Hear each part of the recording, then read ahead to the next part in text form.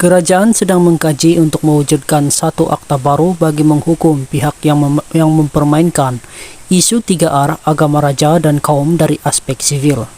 Menteri di Jabatan Perdana Menteri Undang-Undang dan Reformasi Institusi Azalina Othman Said berkata, akta baru itu yang mungkin dinamakan Akta Negara dan Bangsa berfungsi seperti Akta Keharmonian Kaum di Singapura, namun ia tetap dalam konteks Malaysia.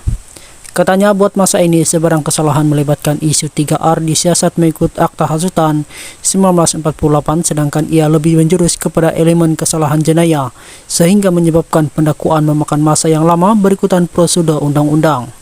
Jadi saya menyatakan mungkin kita perlu menilai dalam elemen positivity akta sedemikian yang dicadangkan berbentuk punitif. Maknanya, kalau dia langgar, dia akan dikenakan denda. Itu lebih senang diselesaikan atau disabitkan. Kalau ikut jenayah, prosedur pengukuran bukan mudah, katanya kepada pemberita. Selepas menjadi tetamu Forum Malaysia di Ambang PRN 2023 di Menara Datu On malam tadi. Azalina berkata pandangan untuk mewujudkan akta baru sudah pun dibentangkan kepada Kabinet semalam dan mendapat respon yang positif. Dia berkata cabaran yang dihadapi ketika ini ialah apabila media sosial digunakan bagi mempermainkan isu 3R, ia mampu dinafikan dan tiada mempunyai bukti kukuh. Justru katanya, kewujudan akta baru adalah penyelesaian kepada isu 3R yang semakin menjadi-jadi di Malaysia sejak kebelakangan ini, seterusnya memastikan keperluan generasi akan datang lebih terjamin. Sementara itu, Azalina berkata, keputusan Mahkamah Rayuan Perancis yang menolak penguatkuasaan sebahagian award yang diperoleh kumpulan Sulu membuktikan kestabilan kerajaan Madani.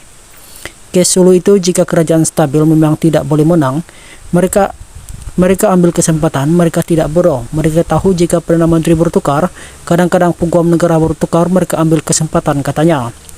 Ketua Penerangan UMNO itu juga berkata, kestabilan politik sangat penting dalam menjaga keamanan dan ekonomi negara sekaligus meneruskan agenda rakyat.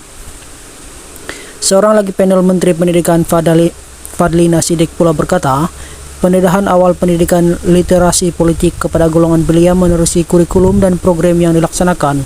Kementerian itu bertujuan membentuk orang muda yang cilik hak kenegaraan mereka. Tumpuan kerajaan sekarang ini adalah mereka yang sudah pun boleh mengundi dalam konteks segmen Kementerian Pendidikan Malaysia, tingkatan 6, matrikulasi dan sebagainya. Mereka ini telah didedahkan dengan kurikulum khususnya kem-kem yang berkait rapat dengan pendidikan karakter bangsa. Kem ini memang khusus untuk memberikan mereka pencerahan berkaitan hak-hak kewarganegaraan. Selain itu juga penting sebagai ibu bapa untuk memberikan pencerahan ini dalam konteks kekeluargaan, katanya.